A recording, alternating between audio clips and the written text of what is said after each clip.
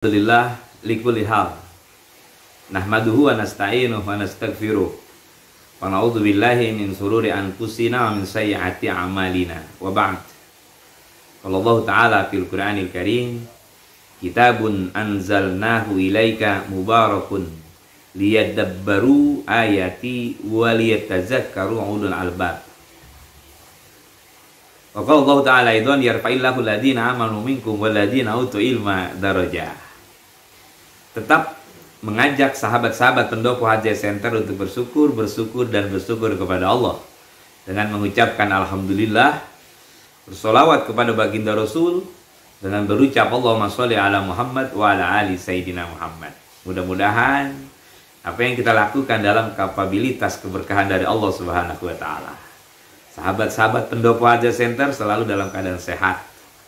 Semua dalam keadaan keberkahan dari Allah. Beberapa saat, kurang lebih 65 harian menjelang Ramadan, kita masih dikasih sehat oleh Allah Subhanahu wa taala. Sahabat-sahabat pendopo Haji Center yang dimuliakan Allah. Hari ini kita mencoba untuk membahas mengenai bagaimana kita berpikir. Ada di dalam maqasid syar'iyyah atau maqasidul khams tentang hifzul fiqh, yaitu menjaga pola pemikiran kita.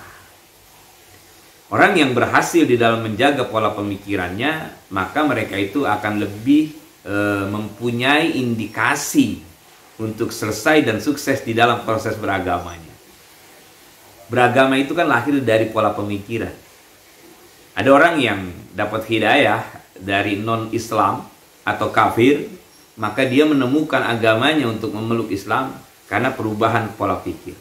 Jadi hati-hati dengan pola pemikiran, karena pola pemikiran ini sangat berpengaruh dengan keselamatan kehidupan. Oleh karena itu perlu kita renungkan. Ada 4 nasihat di dalam kitab Nasaihul Ibad agar kita bisa memperkuat pola pemikiran kita. Setiap subuh kita ngaji 1 pekan penuh dari Ahad, Isnain, Selasa, Rabu, Kamis sampai ketemu Ahad lagi. Itu tidak lain adalah mempertajam pola pemikiran kita, memperkuat pola pemikiran kita, terutama pola pemikiran keberagamaan. Baik, ada sesuatu yang menarik. An jumhuril ulama'i annal fikrata ala arba'ati aujuh. Ulama-ulama mengatakan sesungguhnya berpikir itu perlu dalam 4 hal atau 4 faktor. Yang pertama, fikratu fi ayatillah yatawalladu minha tauhidun wal yakin, yaitu berpikir mengenai tanda-tanda yang menunjukkan kekuasaan Allah. Ya, kekuasaan Allah sehingga lahir pemahaman unsur tauhid dan juga lahir keyakinan yang dalam kepada Allah. Ya. Tanda-tanda Allah banyak luar biasa. Langit, laut, matahari, bumi, pohon-pohon yang indah, bunga-bunga yang indah, luar biasa. Ya. Pencinta burung, burung saja cukup indah. Pencinta ikan cupang, kalau kita renungkan, itu saja cukup indah. Tapi ketika kita melihat seperti itu, lahir tidak bahwa semua itu kekuasaan Allah. Maka lahir unsur ketauhidan dan juga unsur keyakinan. Ini yang paling penting. Di antara 6 substansi indikasi yang tercantum di dalam Al-Quran, salah satunya adalah unsur tauhid dan unsur akidah, yaitu keyakinan. Hati-hati. Karena yang akan kita bawa menghadap Allah adalah yang pertama unsur tauhid, la ilaha illallah Muhammadur Rasulullah, dan juga unsur akidah, yaitu keyakinan. Keyakinan kita jangan sampai terlepas, jangan sampai melenceng dari yang disampaikan oleh Rasulullah SAW yang akhirnya sampai kepada kita. Itu yang paling penting. Berpikir tentang tanda-tanda yang menunjukkan kekuasaan Allah.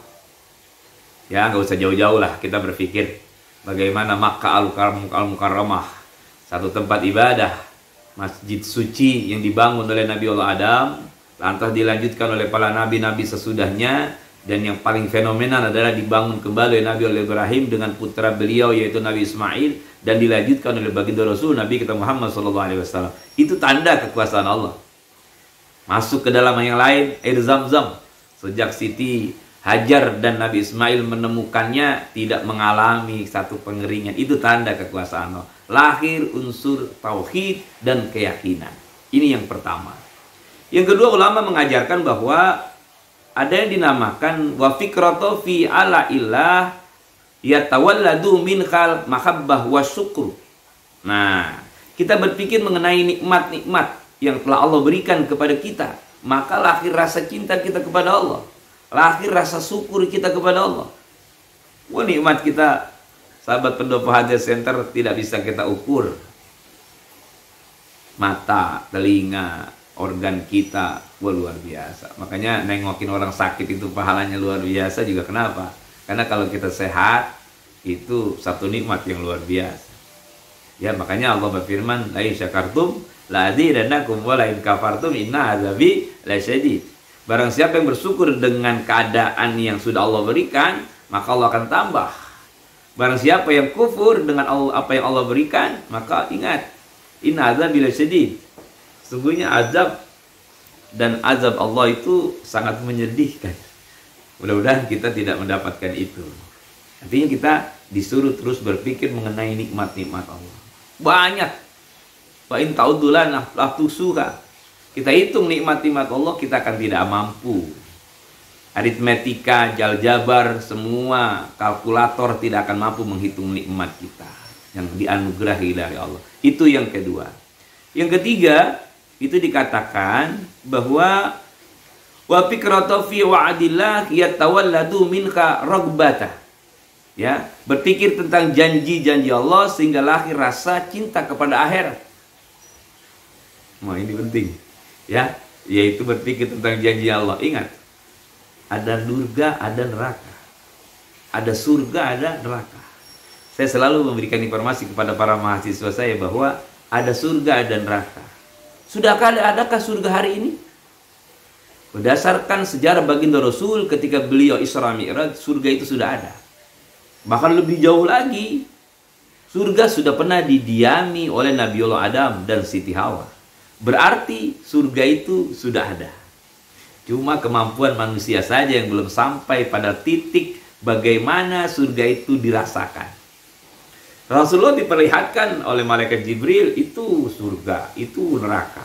Nabi Adam pernah menematinya, tempat tinggal di dalamnya. Sehingga Nabi Adam terusir karena jahatnya iblis laknatullah mempengaruhi pola pemikiran Nabi Allah Adam. Setelah mempengaruhi istrinya, yaitu Siti Hawa. Nah ini, jadi ingat dengan janji-janji Allah, berpikir dengan janji Allah, sehingga lahir rasa cinta kita kepada Allah Subhanahu wa Ta'ala. Jadi ingat bahwa langkah kita itu mempunyai akselerasi pada langkah berikutnya. Sekarang yang sedang fenomenal, ada orang yang selalu mendiskriminasikan agama Allah. La haula wala quwata illa billah. Wallahu alam, dengan nominal bayaran berapa dia selalu mendapatkan pola itu. Seharusnya dalam hidup berbangsa dan bernegara, sekarang ini bukan eranya kita mempermasalahkan agama Islam itu yang benar dari negeri kita atau dari Jazirah Arab, bukan permasalahan. Islam yang datang ke muka bumi ini benar kata Allah, wa ma arsalnaka illa rahmatan lil alamin. Bahwa Rasul diutus oleh Allah untuk seluruh alam. Tidak membeda-bedakan agama Islam yang ada di negeri kita atau agama Islam yang ada di Jazirah Arab. Tapi ada saja manusia-manusia yang rusak untuk mempengaruhi keadaan manusia. Itulah kehidupan manusia. Mungkin dia sedang diracuni oleh iblis, akhirnya dia menggulirkan pemikiran-pemikiran itu. Coba kita renungkan dalam proses bagaimana sejarah transformasi keislaman di negeri kita. Kita kenal ada teori Makkah, ada teori Persia, ada teori Gujarat. Yang paling mendekati adalah teori Makkah. Ketika sahabat-sahabat Nabi, Khulafaur Rasyidin meminta sahabat yang lain untuk bersebar, ya, menyebarkan agama Islam ke seluruh penjuru dunia. Salah satunya mereka datang ke negeri kita, yang pada saat itu yang lebih dekat antara Jazirah Arab adalah Samudra Pasai. Ya, ini kita yakini. Jadi di dunia ini memang selalu ada orang-orang yang selalu memojokkan ya agama Allah. Ingat redaksi Al-Quran, walan tarda'an kal yahud wan nasara hatta tattabila millatahum. Mereka selalu memojokkan agama kita agar kita merasa keterpengaruhi. Wah, ini berbahaya. Dan yang keempat, Dikatakan oleh jumhur ulama, wa fikratu fi wa'idillah yatawaladul minha haibah. Dikatakan berpikir tentang ancaman Allah sehingga lahir rasa takut kepada Allah. Jadi hidup itu ada ancaman. Jangan kita kira kita tidak dihisab oleh Allah. Saya katakan sering bahwa dari elemen kekuasaan, dari RT saja sampai RI 1, nanti itu ada hisab. Ada, boleh dikatakan rekonsiliasi lah. Ya, rekonsiliasi di barzah, rekonsiliasi di mahsyar, rekonsiliasi di akhirat. Berat.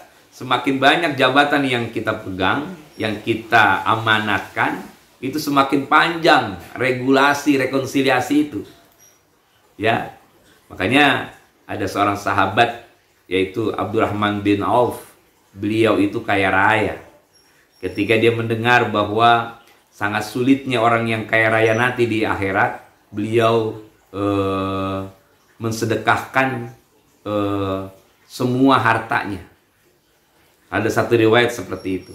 Bahkan beliau memberikan itu kepada sahabat-sahabat Nabi untuk perjuangan. Ya. Dan satu ketika beliau membeli kurma, menjual kurma semua itu dengan harga murah. Akhirnya beliau dikabarkan bahwa beliau membeli kurma yang busuk dari para sahabat-sahabatnya karena ingin dia itu jatuh miskin.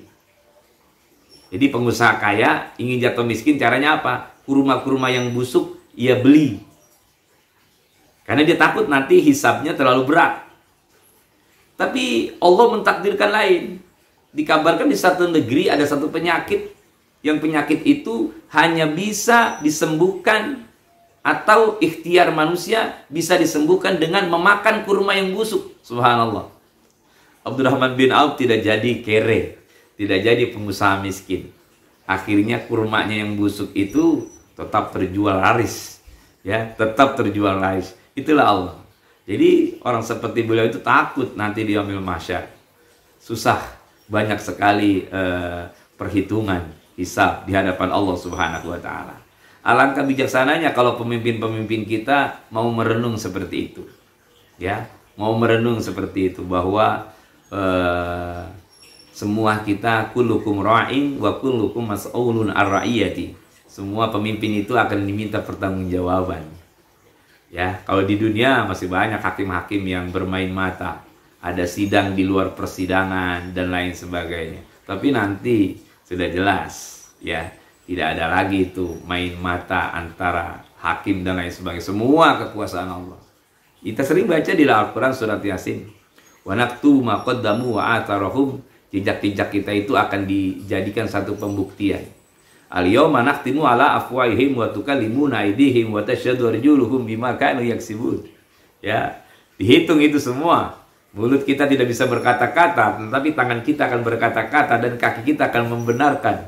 Subhanallah. Mudah-mudahan para pemangku jabatan negeri kita ini mendengar bahasa ini, akhirnya mereka terungkap psikologis yang sangat naluri agar mereka sadar bahwa kezaliman yang mereka lakukan, ketidakadilan yang mereka lakukan, kesemuanya itu akan dihisab oleh Allah Subhanahu wa taala. Sebelum dihisab di akhirat, ketemu dulu di barzah dengan malaikat Munkar wa Nakir. Sering yang kita dengar namanya malaikat Zabaniyah. Jadi 4 elemen ini akan melahirkan pola pemikiran kita yang sempurna. 15 menit Pendopo Hajj Center menemani kita pada kesempatan ini. Kita yakin bahwa orang yang menggunakan akliyahnya dengan baik, mengikuti isi kandungan Al-Quran, akan ditempatkan pada tempat yang sempurna. Itulah hidup, berbagi pemikiran, berbagi pengalaman, yang kesemuanya itu tidak lain adalah agar kita dapat mendapatkan ridho dari Allah Subhanahu wa taala. Kitabun anzalnahu ilaika mubarakun liyadabbaru ayatihi waliyatazakkara ulul albab. Allah, kitab Al-Quran yang kami turunkan kepadamu penuh dengan keberkahan agar mereka menghayati ayat-ayatnya. Mari kita hayati ayat-ayat Al-Quran agar kita diselamatkan oleh Allah Subhanahu wa taala. Mudah-mudahan Pendopo Zikir Hajat Center bagian dari pencerahan pemikiran umat. Ini yang kita harapkan. Balighul anni walau ayat. Cukup 15 menit kita berbagi pengalaman dan bersyukur ketika memang sahabat-sahabat berbagi pemahaman ini kepada yang lain. Di situ juga sudah merupakan jariyah sedekah. Klik dan subscribe ini bagian dari jariyah sedekah. Apalagi kita forward kepada yang lain melihat, hatinya tergugah, kembali kepada kebenaran, subhanallah. Mohon maaf yang sebesar-besarnya, apa yang dapat kami sampaikan yang baik itu pasti atas anugerah hidayah Allah. Ada yang kurang sempurna, itu tidak lain adalah karena kehilafan, kebodohan Al-Fakir Hamzah Ahmad dari Pendopo Zikir Hajat Center. Tetap optimis, tetap berbuat, tetap berkarya, tetap mencari ridha Allah. Mohon maaf, wallahul muwaffiq ila aqwamit thoriq. Assalamualaikum warahmatullahi wabarakatuh.